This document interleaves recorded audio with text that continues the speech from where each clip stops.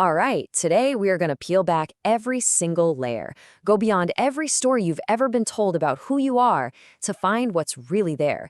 We're asking, well, maybe the biggest question there is, what is the true nature of reality? And who are you really underneath it all? Let's dive in. So let's just jump right into the deep end. What is the one single thing that is the source of, well, of everything, the bedrock of all reality? People have been wrestling with this question for forever, right? In this explainer, we're going to look at a pretty direct answer. First things first, to even get close to this idea, we have to let go of the words we usually use. Look, words are kind of like little boxes, and the thing we're talking about, it just doesn't fit in any box we can build.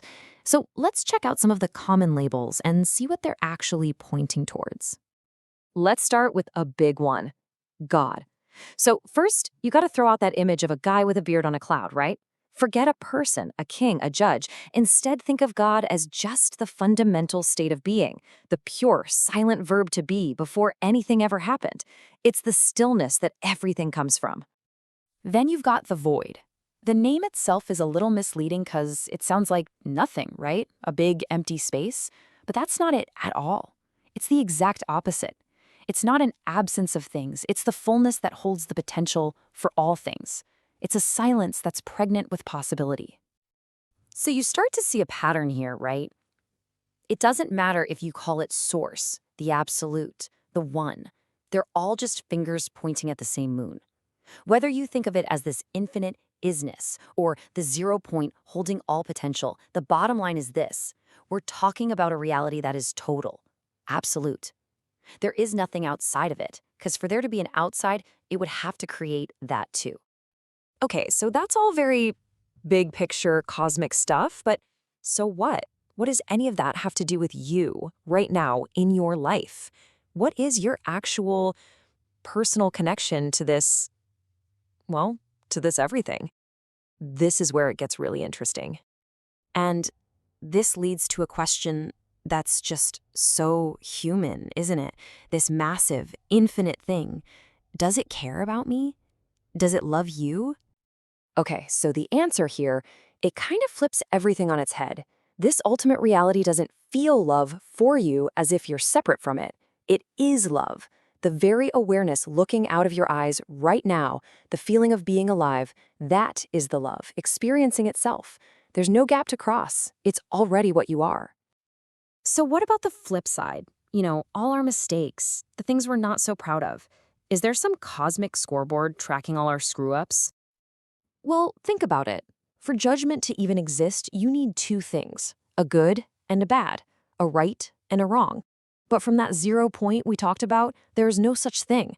It's just the silent, aware space that holds every single experience, the hero and the monster, the sinner and the saint, with the same perfect, motionless acceptance. Okay, so if it's not loving you from afar, and it's not judging you, then what the heck is the relationship? And listen, you're going to want to lean in for this next part because this is really the whole point of everything we're talking about. You see, you're not a child of Source. You're not even a spark of Source. You are Source, the whole shebang. Your entire life, your name, your body, your memories, it's all a costume that the one infinite consciousness is wearing. And the whole point is pretending you forgot who you really are, just for the experience of it all. And right away, I know what you're thinking. That's the logical next question, right? Okay, if I'm this infinite, all-knowing being, then why am I worried about paying my rent? Why do I feel so separate and small? Why don't I remember any of this? The answer is because the you that you think you are, your personality, it's designed for forgetting. Its entire job is to create this illusion of separation, to make the human game feel 100% real. It's a system built for total immersion. That little tiny sliver of remembering, that's just enough to make you curious and ask these questions in the first place. And this isn't just a simple on or off switch. This forgetting happens in layers, kind of like a Russian doll. At the core, as pure source, there's zero forgetting. But as that consciousness steps down into experience through these layers like the monad and the soul, it deliberately puts on more and more veils.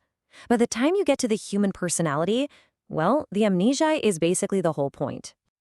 All right, so if all of reality is just a big game of forgetting, what are the rules? Let's break down 5 fundamental facts about the reality you're currently playing in as seen from that bigger perspective. So get ready for a paradox. This is a big one.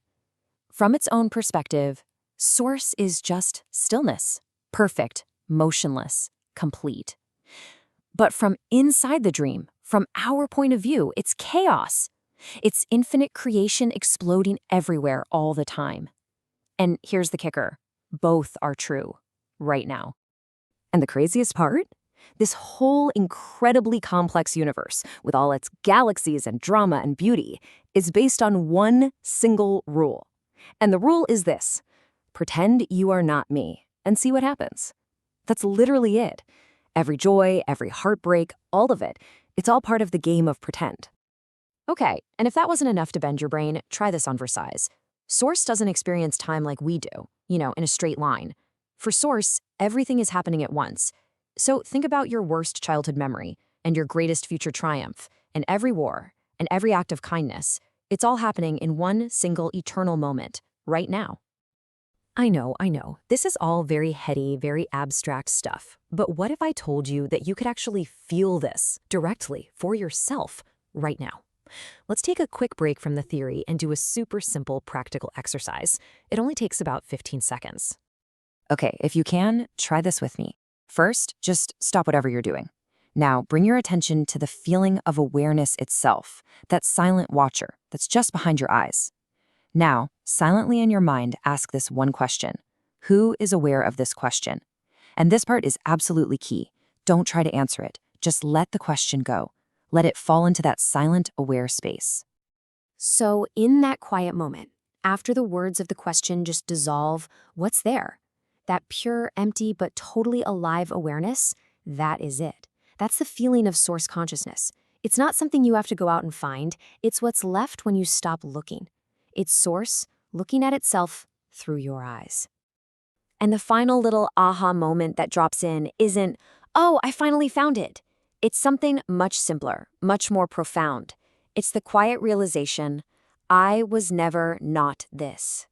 This awareness, this stillness, it's been here the whole time, underneath every thought, every feeling, every experience. You see, it was never a destination. It was the ground beneath your feet all along.